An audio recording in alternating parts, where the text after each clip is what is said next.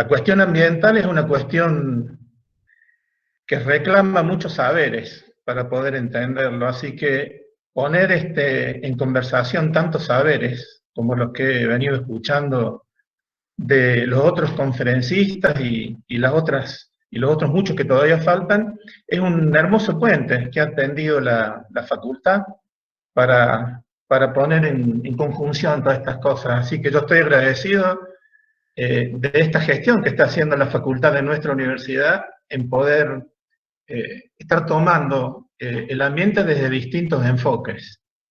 He prestado atención a los títulos que estaban comentando de las anteriores conferencias y bueno, esta también es bastante singular. A mí me gusta ilustrar mucho, todos me escuchan bien, ¿verdad? ¿Me están escuchando bien y me ven bien? Perfecto. A mí me gusta ilustrar, bien, me gusta a las charlas ilustrarlas. Además, como vamos a estar viendo un geosistema tan particular como son los afloramientos rocosos, es bueno poder verlos, por lo menos virtualmente. Así que yo hice una presentación que la voy a compartir con todos ustedes. Yo voy a salir de pantalla un ratito hasta que haga la exposición.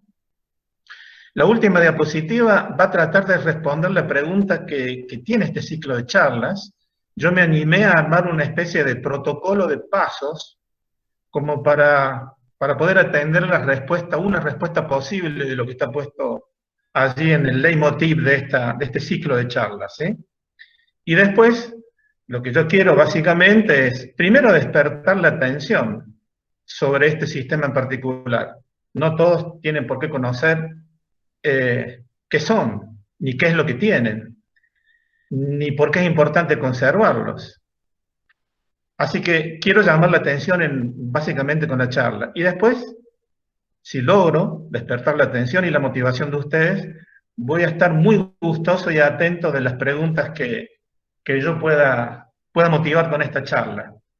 Así que rápidamente, para no perder tiempo, voy a pasar a esta presentación. Yo voy a salirme de pantalla, ¿sí? Y voy a poner el PowerPoint este.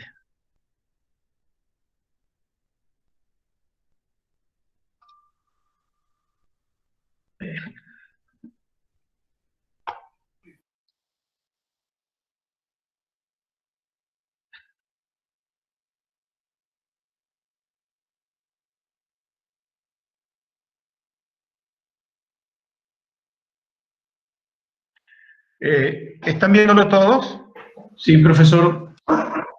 Bueno, básicamente la cuestión de las montañas es una cuestión que me ha motivado desde hace mucho tiempo. Seguramente es una especie de llamado ancestral a mis orígenes cántabros, así que durante mucho tiempo he estado trabajando en los sistemas montañosos, especialmente en el centro de Argentina, también en los Andes, pero bastante en Famatín, en Ambato y por supuesto en nuestra sierra de Córdoba.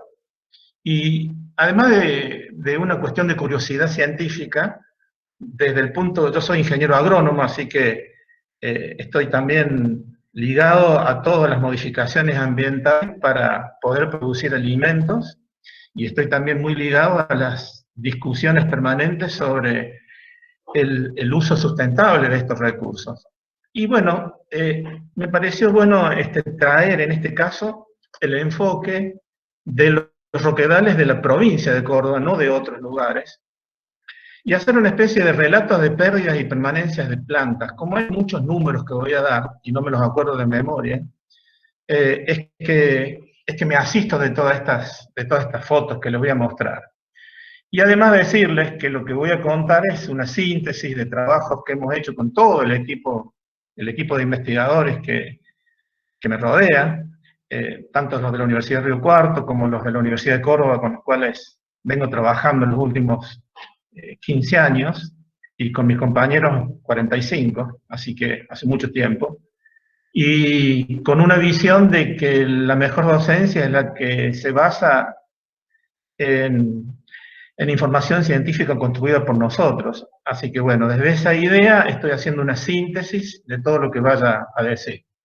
Los cambios de la uso de la tierra son históricos. Ya los pueblos originarios en realidad cambiaban el uso de la tierra, y así como está ese tractorcito allí arando un valle, ellos de alguna forma también utilizaban los valles serranos para producir alimentos. Pero la verdad es que a partir del comienzo del siglo XX, la magnitud de los cambios han sido notables.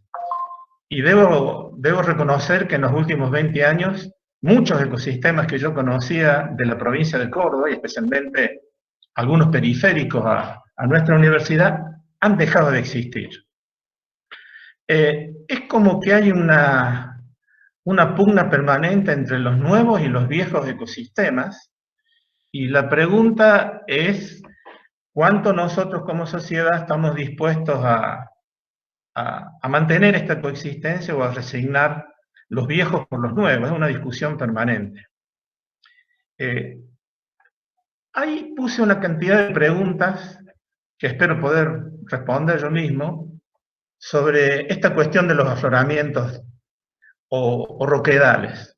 Y las primeras preguntas que me parecía que eran bueno ponerlas son estas. ¿Han ocurrido pérdidas de la flora de Córdoba? Cuando uno habla de cambios de uso de la tierra, ¿han generado alguna pérdida de la flora? En la flora nativa, por supuesto, ustedes saben que la flora es el conjunto de plantas que viven, crecen en un determinado lugar. La otra pregunta es, ¿las montañas y los afloramientos, los roquedales, son refugios potenciales de la flora? Inmediatamente uno dice, ¿pero cómo? ¿Las plantas buscan refugio o es que están quietas en un lugar o pueden moverse a otro? La flora de estos roquedales es distinta a la que crece alrededor. Además, los roquedales se diferencian entre sí. ¿Toda la flora es la misma? ¿Hay algunas especies de plantas de estos roquedales que están amenazadas? ¿Y por qué causa? ¿Es posible gestionar el conflicto entre el uso intensivo de estos roquedales, que muchos son justamente rocas de aplicación, como los mármoles o los basaltos, y su conservación? Finalmente, ¿qué es conveniente conservar? ¿O conservamos especies o conservamos roquedales completos? ¿Y hay alguna agenda de conservación de estos roquedales en Córdoba? Bueno, y me paré ahí con las preguntas porque no iba a tener tiempo de responder tantas. Aprovecho la foto que está ahí. Esa está ubicada en el Valle de Punilla y donde está la estrellita es de donde yo les estoy hablando en estos mismos momentos, al pie de la Sierra Chica. Así que, además de que me gustan las montañas, me fui a vivir a ellas. Este tema de los roquedales. La primera pregunta cuando uno mira una imagen, o cuando hace un viaje en avión, o cuando mira el Google Earth como esto que está acá, y mira estos desiertos de piedra, uno dice, si bajo, ¿encontraré algo ahí? ¿Tendrán algo de biodiversidad? Esta es una fotito cerca de Capilla del Monte, ahí dice el Zapato, donde está la famosa roca. Esos son todos granitos.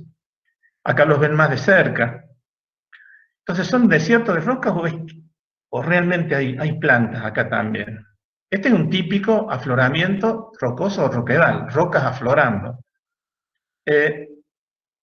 Justamente en el mismo sitio, ahí donde le estaba mostrando, entre estos roquedales a manera de ejemplo. Fíjense, ahí hay una plantita, un arbusto, que crece en menos de 10 kilómetros cuadrados.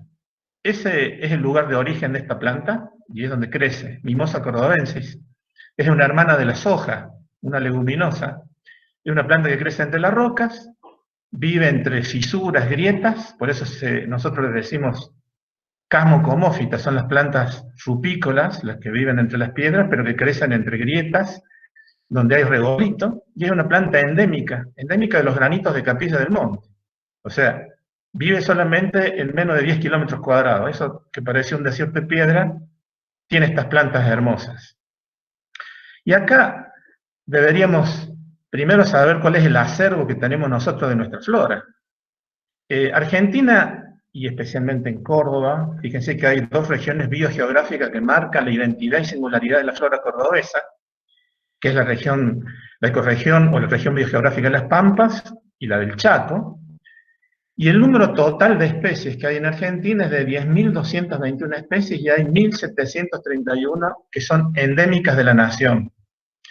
Ese es el acervo de la flora argentina.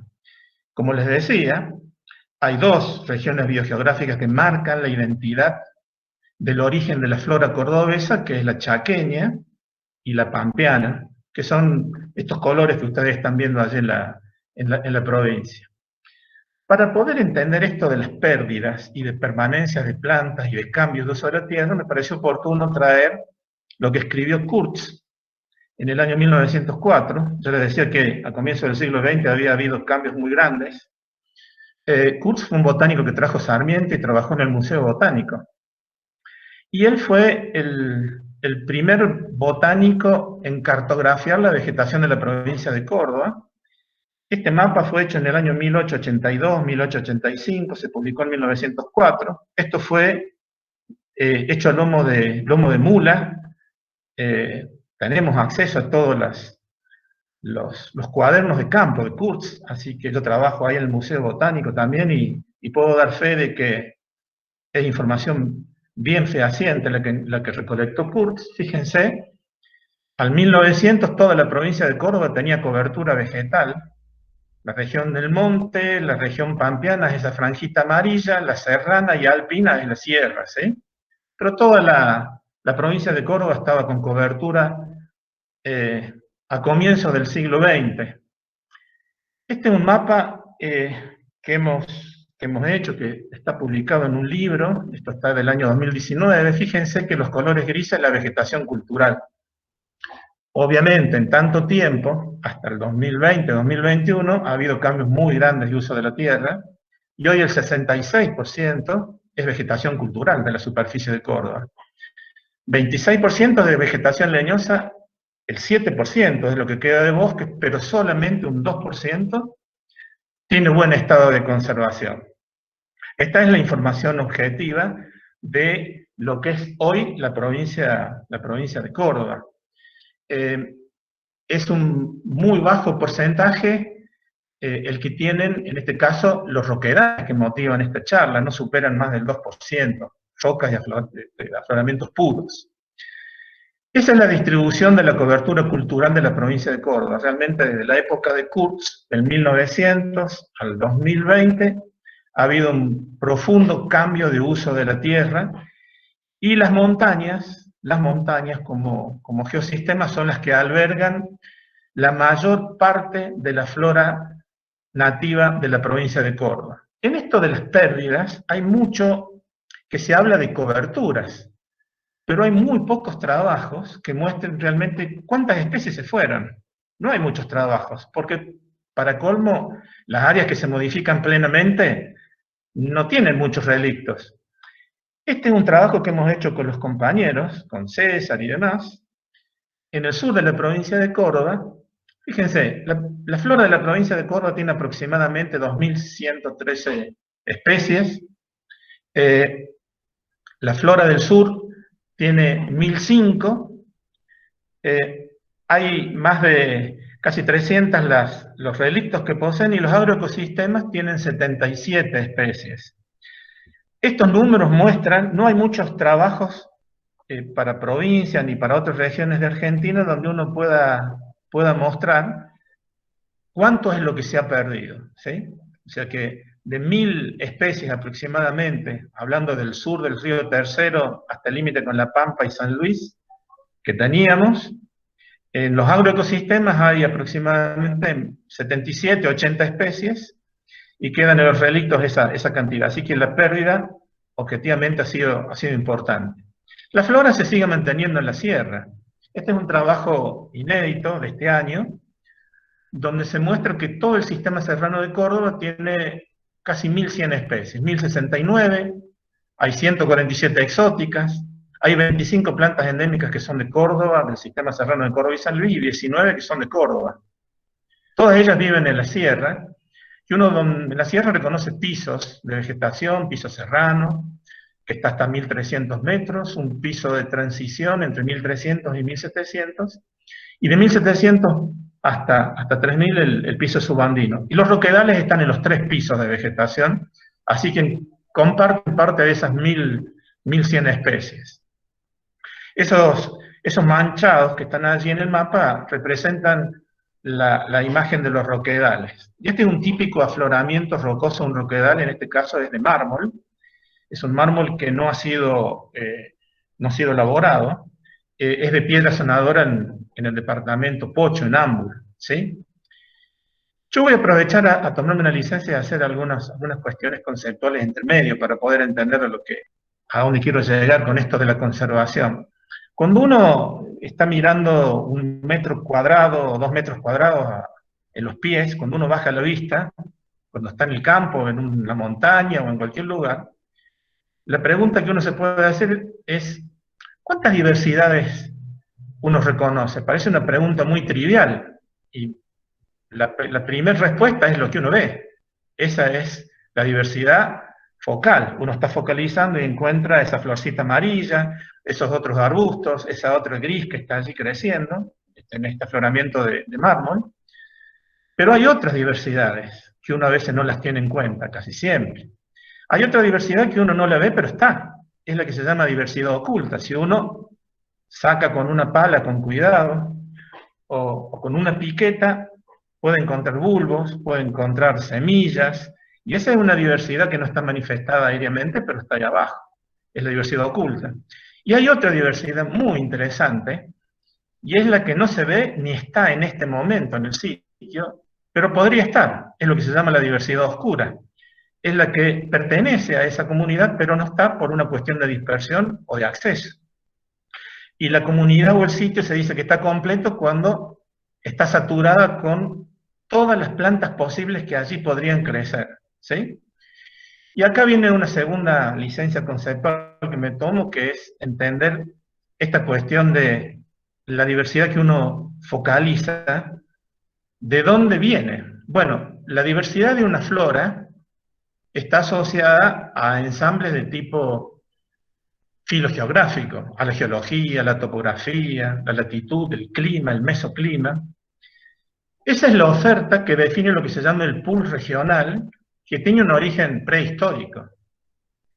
Cuando se vencen barreras de dispersión, el conjunto de esas especies finalmente queda filtrado, tiene un primer filtro, y forma parte de un determinado hábitat. Acá tomé el ejemplo de la Sierra de Córdoba para el primero y de los roquedales para el segundo. Pero hay otros filtros que actúan de manera permanente, son como sedazos, uno debajo de otro, y finalmente el conjunto de diásporas que logran atravesar barreras de dispersión, las que logran atravesar filtros ambientales, son las que uno para un determinado momento ve. Es lo que se llama la diversidad actual y es el pool actual de especies. El otro concepto fundamental para saber qué es lo que uno tiene que conservar y por qué, es una singularidad muy, muy importante de entender, y es que cada comunidad tiene un pool de especies, es decir, un grupo de especies que pueden crecer y acceder a la misma. Esto parece trivial, pero no es tanto. Lo que ustedes están viendo es un paisaje de montaña. En primera instancia, un roquedal de plantas, de rocas que son andesitas. Luego hay un valle y otra montaña allí. La pregunta es, ¿cuántas comunidades vegetales uno ve? ¿Cuántos tipos de vegetación ve? ¿Cuántos hábitats encuentra? Y bueno, la respuesta es que encuentra muchos. Entonces, es muy probable que eso que está en el centro del valle, que es un humedal, que está constituido básicamente por ciperáceas y plantas que toleran anoxias, la inundación, no tengan nada que ver ni hacer dentro de este roquedal de andesitas, ¿sí? Porque pertenecen a otro pool de especies. Los dos pools, en este caso el del fondo de valle y el roquedal, coexisten a menos de 1000 metros. Pero biogeográficamente, en esta escala, no tienen nada que hacer. Y acá es donde uno interpreta, y puse estos símbolos para entender lo que es la diversidad oscura, la diversidad real. Fíjense con las letras. Lo que uno mira cuando está mirando a los pies de uno es lo que se llama ahí comunidad observada. 3 letras, ABC. El pool de esa comunidad son las 5. Lo que le falta es la D y la E. Esa es la diversidad oscura, que está en algún otro lugar distante, pero que puede llegar en cualquier momento. Ahora, al mismo tiempo, encuentra ese fondo de valle con esa otra comunidad, que es ese humedal que yo les decía, que no forma parte de ese pool de especies, de ese afloramiento rocoso. Y esto es muy importante porque cuando uno habla de conservar, o de usar y manejar, no es lo mismo usar y manejar un roquedal de mármol, otro de granito, otro de anfibolita. ¿Por qué? tienen pools de especies diferentes, han sido filtrados de manera diferente y tienen asociaciones con la geoquímica de estas rocas también distinto, que es lo que voy a mostrar. Casi todas las comunidades no están saturadas de especies y muchas entonces son muy sensibles, no son completas, le falta la completitud le falta mucho de la diversidad oscura para estar llenadas y son muy sensibles a las invasiones biológicas. De esto vamos a hablar también.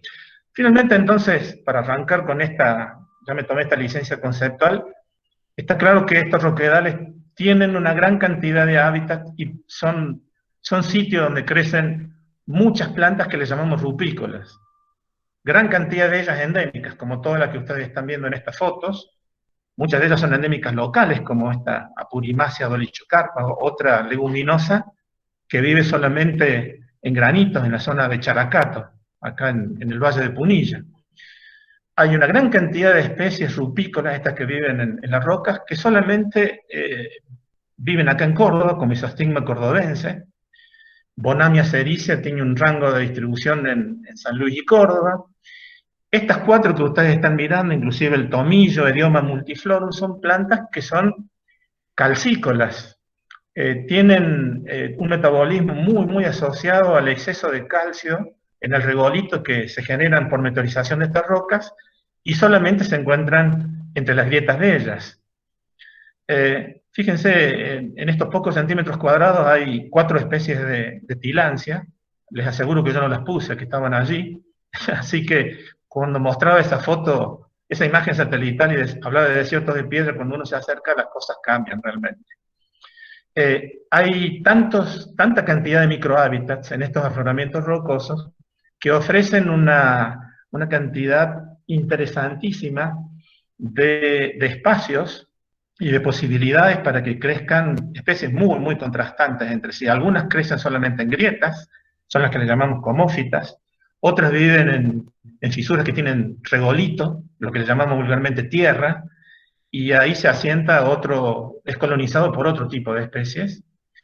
Y la pregunta que yo hacía es si las plantas pueden moverse o se tienen que quedar sí o sí en estos refugios que ofrecen estos roquedales.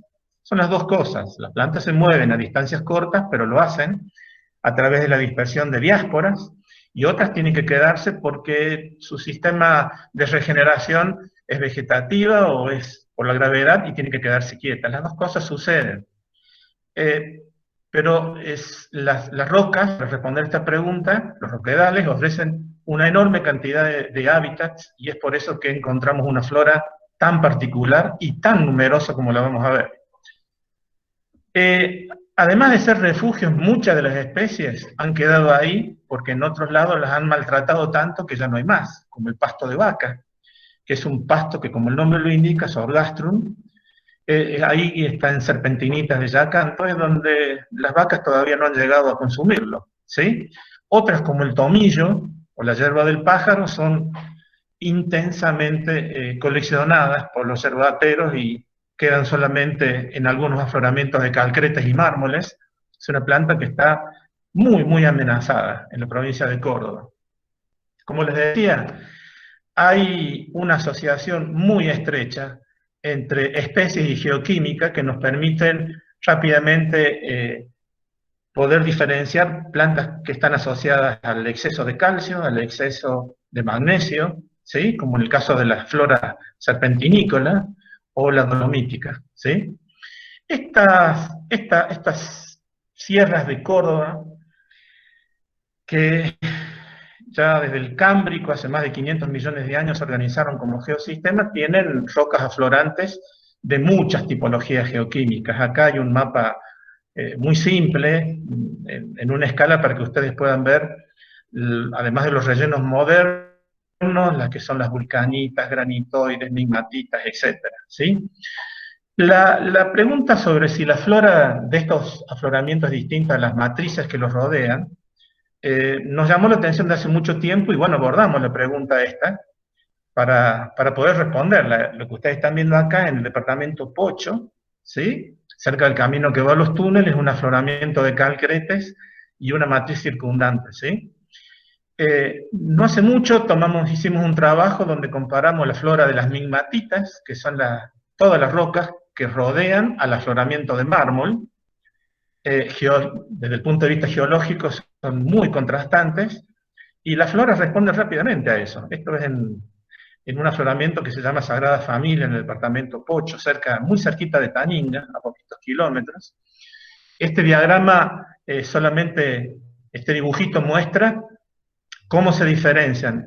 Fíjense, en la parte superior el afloramiento cálcico tiene 68 especies, en el mismo afloramiento que mostraba la foto, pero la parte con exceso de magnesio tiene 63 especies, y esos números son los censos de vegetación, se diferencian claramente. Y por supuesto, la matriz de mignatitas tiene poco que ver con lo que crece en los afloramientos, y solamente de las 182 especies, hay 12 que son comunes. O sea que la primera enseñanza de este trabajo y de esto que es una expresión de los resultados, muestra que la flora de los afloramientos es muy contrastante y tiene poco que ver con lo que está a metros de distancia, que es la matriz, que tiene otro tipo de rocas. Y eso tiene una enorme implicancia cuando uno habla de conservar roquedales. Ya estamos viendo aquí que lo que crece en el afloramiento es muy diferente a lo que crece en la matriz. Y la segunda observación es que no todos los afloramientos, de acuerdo a la geoquímica, el regolito que se meteoriza cuando tuvo allí el viento, el agua y demás, generan sitios iguales, no, al contrario. Los sitios que tienen un catión dominante como el magnesio genera un microhábitat diferente a los que generan calcio, y así se organiza la flora. La misma pregunta la hicimos en los basaltos. Estos son roquedales que ustedes deben haber visto mucho cuando han viajado a Córdoba. Esto está en la Sierra de los Cóndores, y ahí ustedes pueden ver lo que es la matriz agrícola, la matriz natural y afloramiento. La pregunta que nos hicimos acá es, las tres floras de estos tres lugares, la del roquedal, la de la matriz que lo rodea al lado, y la otra que se modificó, ¿cuántas cosas parecidas tienen? ¿Cuántas cosas diferentes hay? Y bueno, ustedes saben que estos basaltos están completamente modificados, muy modificados, no quedan muchos cerritos todavía libres del trabajo, pero bueno, es parte de la lógica del uso de las rocas de aplicación. Ya sobre eso vamos a hablar. Fíjense, en este esquema, donde dice cono y mesada, es la flora que vive en esas puntitas de los cerros. S es la riqueza, son 209 especies.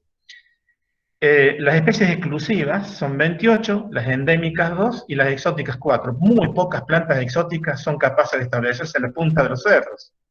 Si miramos la matriz agrícola a la derecha, fíjense que la cantidad de especies que viven en un agroecosistema bajita, son 56. Pasamos de 209 a 56. Ahí hubo un cambio enorme de uso de la tierra, con 20 exóticas, ¿sí? Ninguna endémica. Y la matriz natural, la vegetación que teóricamente se parece un poco a la parte más alta de los cerros, tiene un nivel de riqueza menor, y de exóticas también bastante bajo, ¿sí? Solamente 2 especies en común se comparten entre la puntita del cerro y las 2 matrices que lo circundan. La otra pregunta que nos hacíamos es, en estos afloramientos de rocas, ¿son todos iguales? Cuando uno habla, por ejemplo, de mármoles, ¿todos los afloramientos de mármoles en la sierra son iguales o tienen diferencias? Bueno, analizamos 31 afloramientos, prácticamente todos los afloramientos de mármol de la provincia de Córdoba, y acá nos muestra este grafiquito. Primero, que hay 404 especies en todas estas, desde el límite con Santiago del Estero hasta Achiras, ¿no? Y hay un grupo de mármoles que son de tendencia dolomítica, con magnesio, y otro calcícola, ¿sí? Los nombres son los distintos sitios que relevamos, son esos que ustedes ven en el mapa, son los 29 que están allí, faltan 2 más. Esos son todos los afloramientos de mármoles, y además hicimos otra cosa, con ánimo de generar una información y una potencial agenda de conservación. Ranqueamos a todos los afloramientos de mármoles en base a la cantidad de especies endémicas de cada uno y a la rareza.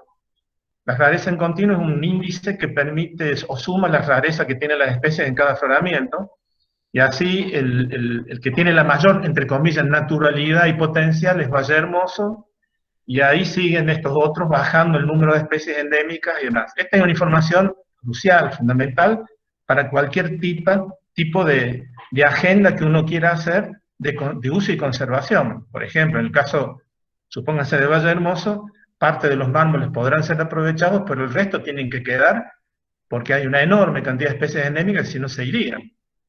Y después no nos quedamos quietos con el tema de los mármoles y los basaltos, sino que dijimos, bueno, veamos todas las rocas. Bueno, la sierra de todo es muy ambicioso, pero hay 18 tipologías de rocas aflorantes que son las que hemos tomado, y en una información muy reciente, que es la que estamos terminando de escribir ahora, hicimos 505 relevamientos. Todos esos son los sitios que están muestreados. Hay 18 tipologías de rocas, esos son todos los sitios, y salió una información muy interesante. Primero, hay una cantidad muy interesante de especies, 612 especies, con 85 endémicas, nacionales y 28 locales. Pudimos describir 14 comunidades vegetales, y lo que es más interesante es que pudimos explicar dos grandes dominios, los dominios de las rocas carbonáticas hacia la derecha, donde el magnesio y el calcio son cationes dominantes, y todas las rocas que no son carbonáticas, como los granitos, las migmatitas, en otro lugar. La elevación, el gradiente complejo de la elevación y los gradientes climáticos también permitieron explicar cómo es la variabilidad florística de todas las rocas de las sierras de Córdoba. La pregunta, estoy haciendo la síntesis más corta que puedo lograr de esto, que resume más de 15 años de trabajo, pero para poder llegar a la última diapositiva y discutir con ustedes. La pregunta es, ¿están amenazados estos roquedales de Córdoba? Todos los roquedales que tienen roca de aplicación importante, como los mármoles, en este caso como estamos viendo, las granodioritas, están siendo modificados desde hace muchísimo tiempo. Ya los jesuitas tenían hornos de cal, parecidos como este que ustedes están viendo acá. Los aprovechamientos de las rocas de aplicación actual llevan a este otro tipo de intervenciones, como la más grande que tenemos en el centro de Argentina, que son las canteras Labarge-Holcim, el malagueño. Allá al fondo, detrás de mi espalda, pueden ver esos camiones que tienen esas ruedas de 6 o 7 metros de alto, allá al fondo, para que vean la magnitud de este aprovechamiento de mármoles, el malagueño. Pero las preguntas pueden ser respondidas. Nosotros creemos que, a pesar de estos niveles de explotación, se puede hacer una agenda. No está la agenda. Esa pregunta que está allí no está, y es una enorme preocupación porque casi el 30% de la flora que queda en la provincia de Córdoba, de las 2.120 especies, está en los afloramientos de roca. Y eso es un llamado de atención muy grande para poder armar esta agenda. Esto que ustedes ven es otro aprovechamiento muy singular de mármoles. Eso se hace con unas cuchillas que son unos hilos de diamantados, se sacan los bloques de mármol, y la pregunta es, en base a todo lo que estaba charlando antes, si es posible, ¿qué conviene conservar? Primero, si uno le llama la atención y acuerda de que los roquedales son interesantes para conservar lo que queda de la flora, porque son verdaderos refugios y porque hay una flora singular. ¿Qué conviene? ¿Conservar el roquedal o conservar esas especies que veíamos en particular? Y una respuesta inmediata es que parece que conviene conservar el geosistema completo. Sí, no ninguna especie en particular, porque no tendría sentido ponerse a trabajar con estas especies cuando están al lado, dinamitando o haciendo un uso intensivo. Hay rocas que son tan raras como esta cordillerita, que se aprovechan por el tipo de alvéolos que tiene, que aquí directamente se justifica conservar todo el afloramiento completo porque son únicas en el mundo. Las plantas crecen sí allí, pero eso también en el oeste de Córdoba. Y acá armé esta diapositiva final, como les decía, con el ánimo de responder las preguntas de ustedes. Yo creo que esa respuesta potencial a la pregunta que hace el ciclo de charlas es que debiéramos poder construir entre todos una agenda ambiental permanente, tanto a escala local como regional, acordada entre los espacios sociales, el productivo y el de los decisores gubernamentales. Esto no es naif, ni es ingenuo, ni una utopía. Es posible porque ya lo hemos logrado en otros recursos naturales que no son justamente las rocas. Inmediatamente, si esa agenda está abierta, tienen que establecerse acuerdos de tipo multisectorial para abordar y resolver, primero, la conflictividad inherente, social, a cualquier actividad de uso intensivo de los recursos naturales. Y también acordar cuáles son las prioridades de intervención, por dónde se empieza. Obviamente, hay que aprovechar el sistema de ciencia y técnica para poder generar estos proyectos, los proyectos de base, proyectos científicos pero con base ecosistémica, pero que sean también social y ambientalmente factibles de poder ser ejecutados. Debiera, una vez que se logran la transferencia de estas soluciones, hacer un control efectivo de todos los sectores, de que las alternativas se están ejecutando, y después también lo que es más interesante es monitorear el impacto de lo que uno hace.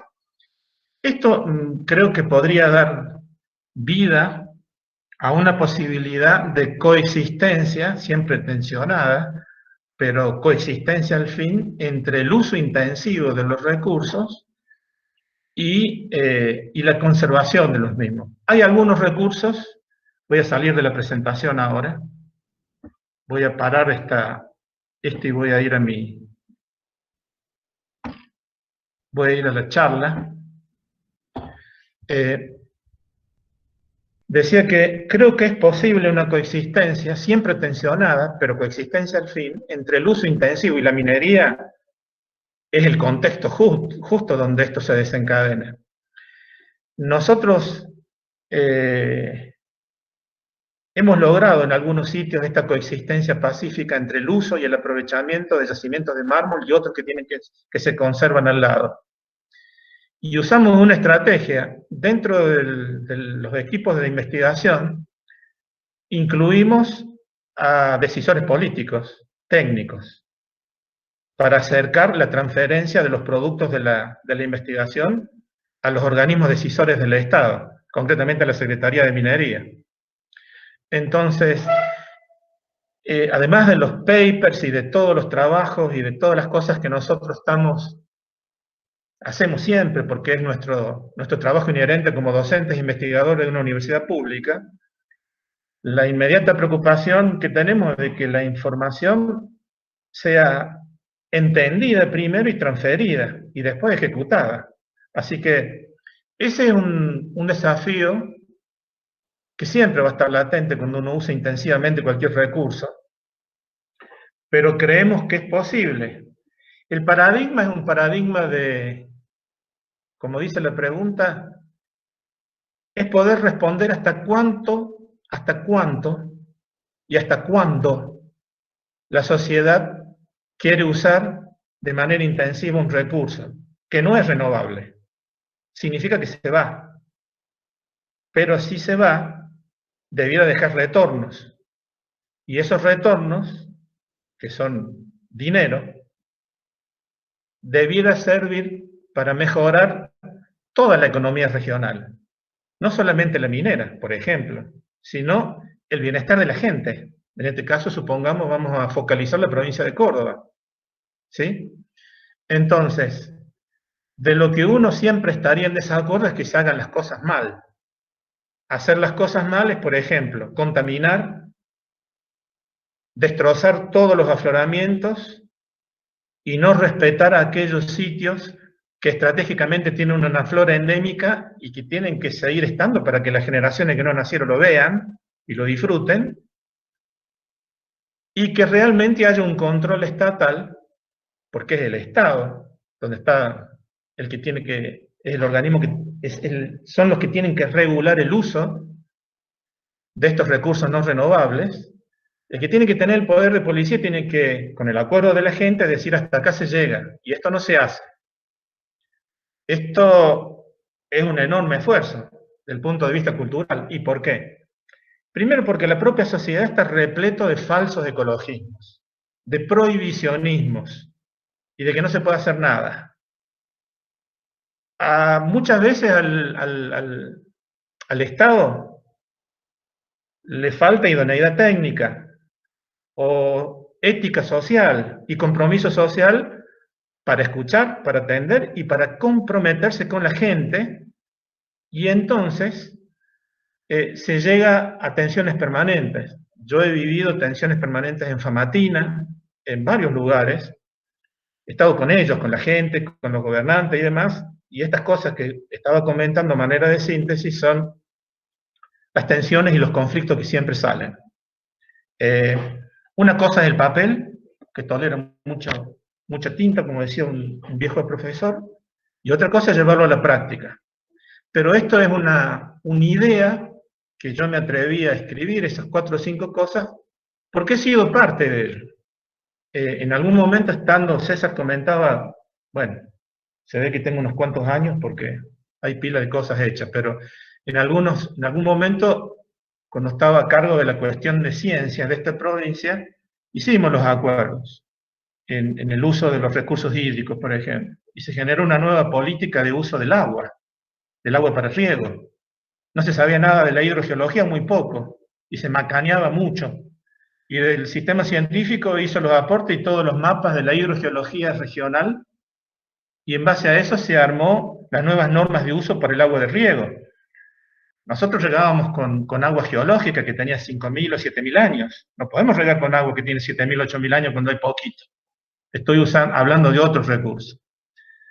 Pero si la información se generó sin ningún tipo de desvío extraño, sino dentro de un enfoque de una universidad de gestión pública, si esa información estaba reclamada por el Estado, no fue impuesta al Estado, el propio Estado la reclamó antes y dijo que la quería para resolver un problema, y después entre todos vemos que se hace una nueva norma y después entre todos la cumplimos, es como que se va avanzando un poco más, de una manera diferente. A veces hay al mal gasto o al mal uso de los recursos que no son renovables, como el caso de lo que estuve hablando en esta charla. Yo tomé un ejemplo concreto, afloramientos de rocas y de Córdoba, ¿sí? Podría estar tranquilamente, podríamos tomar el tema de Famatina, o Ambato, o algún otro lugar, pero ahora estamos en Córdoba. Así que bueno, no voy a hablar más porque es un extenso monólogo el que he hecho y espero haber logrado 2 cosas. Primero, que ustedes, con todo el foterío que puse, haberle llamado la atención de estos roquedales, que tengan idea de cuánto se perdió. No estoy rasgándome las vestiduras como botánico por lo que se perdió. Bueno, tenemos casi el 70% de la provincia de Córdoba con nuevos ecosistemas, lo que le llamamos agroecosistemas. Y bueno, en el caso del sur de Córdoba vimos que nos quedan 77 especies ahí. Hicimos 1000 censos. Quedan 77 especies de las 1000. O sea que ustedes saquen la diferencia a ver qué es lo que quedó. Es uno de los pocos trabajos, es parte de un capítulo de un libro que editó nuestra universidad, donde se muestran las pérdidas objetivas de la flora, ¿sí? Esto, insisto, no es para ponerse a derramar muchas lágrimas, o sí, los que son muy... Podemos hacer las 2 cosas al mismo tiempo, pero eso es lo que nos queda. Eso es lo que hay en las montañas. Y yo quería despertar la atención que cuando uno habla de rocas, no son todas rocas iguales. Son muy diferentes y albergan floras que son completamente distintas. Entonces, para hacer las cosas bien, y si uno quiere tener una agenda abierta de conservación de los roquedales, que son justamente rocas de aplicación muy valiosas, tienen que saber cuáles son los que se pueden intervenir intensivamente y sacarles. Estos son recursos que son no renovables, pero aportan beneficios si uno los interviene. Nosotros no podemos construir una casa con cal si no vamos, rompemos el mármol, lo metemos, los calcinamos y hacemos el cemento. O sea, eso estaba ahí, quieto, pero si nosotros no los intervenimos no da beneficio social. ¿Sí? La pregunta es hasta dónde queremos beneficios sociales interviniendo intensivamente recursos que no son renovables. Y eso es parte de un acuerdo intersectorial entre la sociedad, primero, que tiene que mejorar su cultura científica, y también los decisores políticos que también la tienen que mejorar a la cultura científica. Este es un tema de todos, donde las universidades son fundamentales. Ahí me sale la banderita de docente investigador, pero bueno, en eso estamos. Bueno, ahora sí me callo y escucho. No sé si me han entendido bien, si he sido claro. Sí, Juanjo, sí, ha sido muy clara tu posición. Vamos a dejar abiertas preguntas. Hay 3 formas de hacer las preguntas: por el chat, por el icono de actividades, el del triangulito, o directamente. Ahí quería hacer una pregunta, o había pedido la palabra Sergio, el decano de nuestra facultad. Así que adelante. Bueno, en primer lugar, gracias nuevamente, Juanjo, y muy claro. La verdad que me quedó muy claro, a pesar que estoy con semipilas. Y yo tengo, bueno, voy a ser breve también con las preguntas, pero tengo 3 preguntas ahí. Una de las cuales ya más o menos adelantaste algo en tu cierre final de la charla, que tiene que ver con qué grado de conocimiento tienen los decisores políticos, las distintas estructuras políticas, en este caso creo que Secretaría o Ministerio de Minería, no recuerdo bien, respecto a esta situación que vos has planteado respecto a la temática de los roquedales. La otra pregunta que quería hacerte es si hay si tenés datos sobre el grado de presión que tienen estos roquedales por el uso que vos planteaste a través de la minería, si hay información precisa de eso, como o indicadores, digan, que podamos tener a la vista, que puedan definir el grado de riesgo que están estos roquedales. Y la última, que sería ya más que tiene que ver mucho con nuestra universidad, con las universidades, con las instituciones que están inmersas en no solamente la actividad académica, sino de investigación.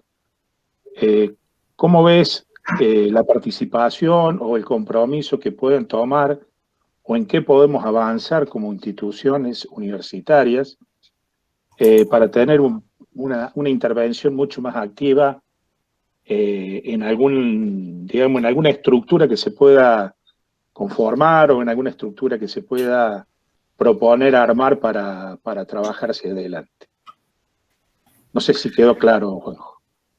Bueno, voy a ver si me acuerdo de la primera. En principio, nosotros como nos hemos preocupado de incluir, es una cosa muy particular nuestra, el de incluir a técnicos de la propia estructura de gobierno dentro de los equipos de investigación de nuestra universidad para facilitar el traspaso. Así que toda la información que generamos al mismo tiempo, cuando estamos redactándola, la información de base, la línea de base, la tiene toda la estructura política del Estado cordobés. Eso es lo primero, ¿sí? Por supuesto, luego vienen otras escalas que son las decisiones. Donde hay decisiones que son, ya sabes, Sergio, una cosa es la cuestión científico-técnica y otra es la factibilidad política o la viabilidad política de querer hacerlas. Esto no es ninguna crítica ni nada, pasa en cualquier lugar del mundo, ¿sí? Por más que uno tenga la verdad objetiva, a veces la verdad es medio molesta, pero es verdad final, uno la puede ejecutar o no, ¿sí? La segunda pregunta que me dijiste es, o sea, la información de base está. Si hay indicadores de grado de presión. Indicadores, sí. Más que, yo te diría, no te podría decir en un valor numérico, cuántas toneladas de más, porque ahí estaría diciendo algo que no conozco, pero sí que hay números que hablan de cuántas toneladas se sacan por día, ¿sí? Yo te diría que hay 2 tipos, de los 18 afloramientos que hablé, hay 2 o 3 que están bastante comprometidos. Uno son los basaltos, que son esas rocas de aplicación que sirven para la fundación de las rutas y los caminos, ¿sí? Primero porque son afloramientos bastante escasos que hay ahí, en la Sierra de los Cóndores, por ejemplo. Hay andesitas en otros lugares y basaltos, pero ahí donde están mejor manifestadas. Las dolomitas, serpentinitas y los mármoles son las otras tres tipologías de rocas aflorantes bastante comprometidas. ¿Sí? Son todas rocas de aplicación. Esas son, yo diría que son los 4 que escalan primero en el uso intensivo y donde uno tendría que estar planteando, ya lo hemos hecho, donde hemos planteado hace mucho tiempo, la necesidad de intervención de protección. De protección significa no uso intensivo. Esto es muy sencillo. O se usa y se destruye, es un recurso no renovable, y lo que se destruye se va, o hay otra parte que se deja, ¿sí? Esto es así.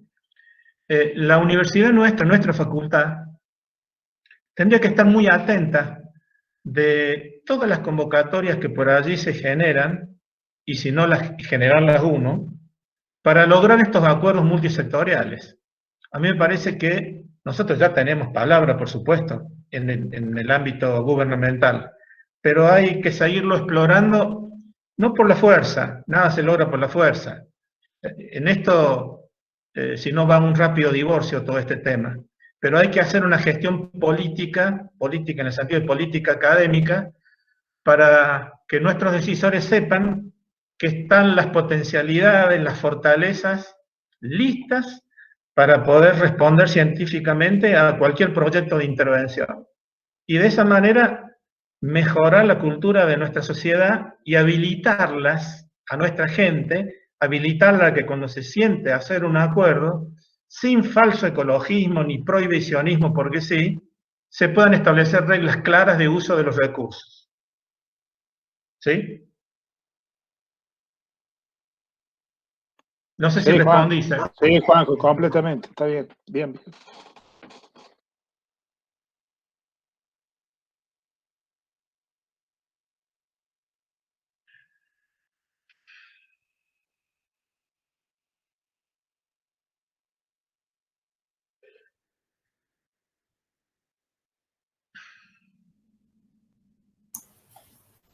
Bueno, pueden preguntar directamente, si quieren, Sí. a través del... No hace falta Bueno, que la hagan por... no sé si todos imaginaban que el 30% de la flora estaban en las piedras, en las rocas. De las 2.100 especies tenemos, el 30% está en los roquedales.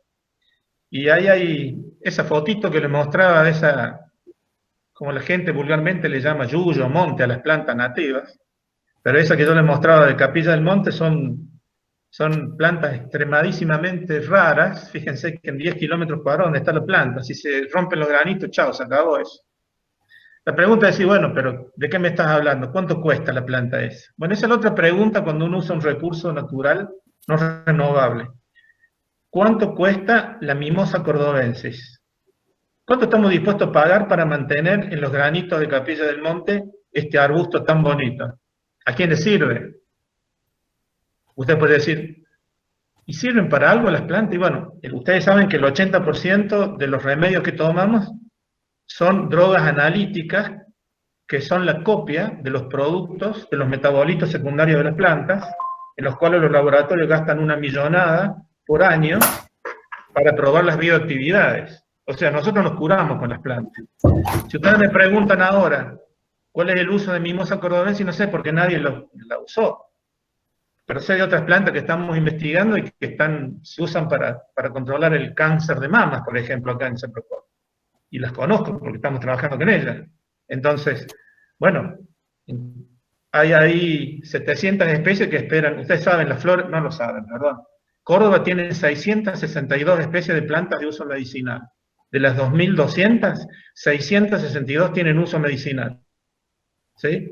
Y hay por lo menos 30 con un altísimo potencial para curar. Bioactividades probadas. ¿Sí? Hablamos de en tiempos de cambios de uso de la tierra, en tiempos de pandemia. ¿Qué te voy a decir, Sergio? ¿Para qué servirán las plantas?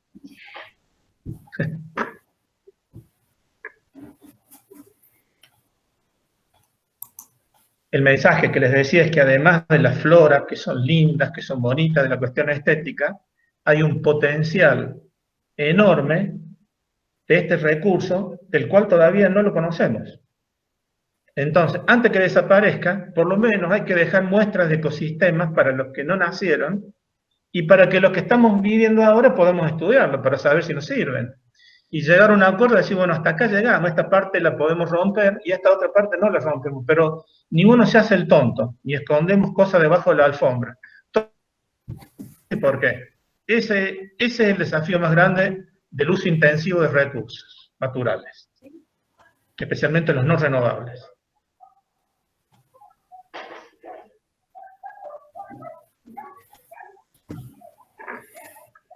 Bueno, me largué a hablar. Sí, sí. ¿Cuál sería el rol de la universidad pública en el caso de los conflictos que se generan cuando se hacen, ya sea explotaciones mineras o bien nuevas carreteras para facilitar el tráfico?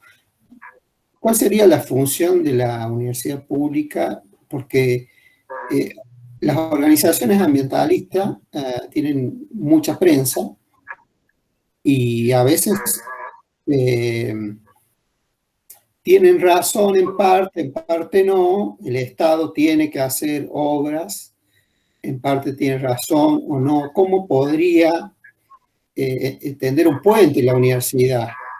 ¿Qué opinas de eso? ¿Cómo debería darse eso? O si Bueno, el tiene. desafío, sí, no, sí lo tiene, sí, es fundamental, César. Hay ahí un desafío grande que tenemos los investigadores, y es que los investigadores tenemos nuestro propio lente. Además de construir la ciencia, nuestra ciencia es una ciencia subjetiva, es una macana que sea tan objetiva. Nosotros le damos tinta a cualquier producto científico, le damos nuestro sesgo, de nuestra visión, desde la cuestión metodológica o de la estructura propia del conocimiento, ¿sí? Desde el punto de vista epistémico le damos nuestra visión. Entonces, en estas cosas tan prácticas como, por ejemplo, dónde va una carretera, uno tendría que desprenderse de lo que nosotros creemos que debiera ocurrir, pero ahí nos pintamos como un agente social de lo que es objetivamente lo que debiera ser. No sé si me explico. Es una dualidad muy compleja que uno tiene que separarse entre habitante y entre investigador. Me parece que la parte del habitante, las dos son lícitas, hay que dar la opinión de las dos formas, pero no hay que enmascarar la de habitante ilustrado con toda la otra parte de la investigación contando o sesgando cosas, ¿sí? Como ocurren. Entonces, la pregunta es ¿qué es lo que es la verdad? Bueno, ahí vamos a otra cuestión más compleja. ¿Qué es la verdad? ¿Quién tiene la verdad? ¿Sí? Pero uno, a través de la construcción del conocimiento, si lo hace, entre comillas, y ahí, bueno, ¿qué es hacer bien? ¿Qué es construir bien el conocimiento? Si uno se saca todos los harapos de miseria que uno puede tener, uno puede construir una verdad objetiva y compartirla con la gente. Es decir, mira, esto aunque duele es así. Esta carretera vamos a romper 15 bosques. Pero si no, la pregunta es, ¿querés la carretera o no querés la carretera? Y no la quiero, listo, entonces no discutamos. ¿La queremos la carretera? Sí. Bueno, tenemos 15 bosques. ¿Cuántos rompemos? Bueno, vamos a estudiar los bosques primero. No 10 años, no hay tiempo para estar 10 años estudiando bosques. En un tiempo corto se estudia y se buscan descriptores que marquen estos sí se pueden romper y estos no. Y se le dice la verdad a la gente. Vamos a perder 200 especies, pero estos otros 5 bosques se mantienen. Pase la carretera tranquila. O por una cuestión de hacer una fundación más grande en la ruta, no pasar, por ejemplo, por un afloramiento que tenga uranio. Porque ¿para qué voy a romper un afloramiento de uranio y contaminar las aguas abajo de ese pueblo que está por donde va a pasar la ruta? Hagámosla por donde corresponde, pasarla por el lugar de las rocas metamórficas, no la metas en un granito que está lleno de uranio. Te vas a alargar 5 kilómetros, pero dejamos a la sociedad sana. Bueno, esas son las cosas que hay que discutir, pero ¿saben lo que es el colmo? Es que la información se conoce muchas veces y se tiene, pero no se asume. Entonces, hay que desprenderse de la avaricia, de los negocios, y aumentar la ética social de toda la gente. Ética social de todos.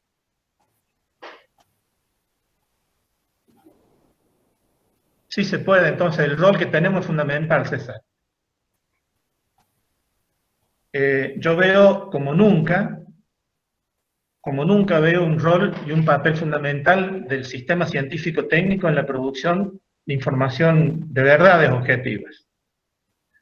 Lástima que tengamos tan poca plata para hacerlo, pero vamos, es una carrera muy asimétrica, ¿saben? La intervención de los recursos naturales con la producción científica es una carrera muy desleal, porque no tiene el sistema científico, no estamos haciendo aquí una lucha gremial, pero es muy asimétrica los dineros que se poseen para la intervención de recursos naturales y lo que tenemos nosotros para poder estudiarlos.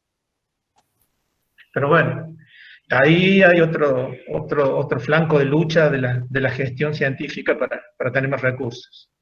Y especialmente del Estado en asumir eso que yo puse, el segundo punto que ponía en esa diapositiva, es el aprovechamiento del sistema científico. Eso es caro, ¿eh? El Estado tiene que saber que eso es caro, pero no para hacer lo que quiere el investigador. Está bueno, la investigación pura está buenísima, pero la investigación aplicada también existe, ¿eh? Y muchas veces el Estado requiere de investigación aplicada para saber si pasa o no pasa una autopista por un lugar.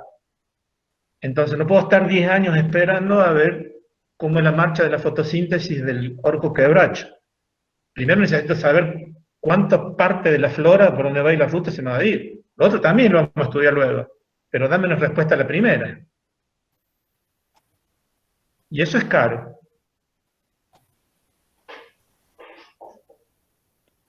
Bien. Pero es una excelente inversión. Es una inversión. Y cuando uno habla de gasto en esto, hay que decir con todas las palabras. Uno a veces la quiere disfrazar de inversión. No, no, es gasto. Es gasto. La dimensión ciencia es gasto. Como todos los otros gastos que hay. Podemos poner en un Excel, que están de moda, cuánto gastamos en una cosa u otra. La ciencia es gasto. Y está bárbaro que se gaste. La pregunta es, ¿en qué la gastamos en la ciencia? Y otro tema es. Muy bueno, Juanjo, muy buena la síntesis, sí. La verdad que acuerdo totalmente. Creo que me estoy perdiendo gracias, Sergio, alguna pregunta por ahí, algo. Acá hay una pregunta que preguntan, de Giovanni, pregunta Juanjo. Usted está estudiando pools de genes, ¿qué importancia le das a la flora que presentaste en ese sentido? A ver si lo puedo interpretar. ¿Vos estás por ahí, Pocho? ¿Me podés hablar? ¿Me podés explicitar mejor eso?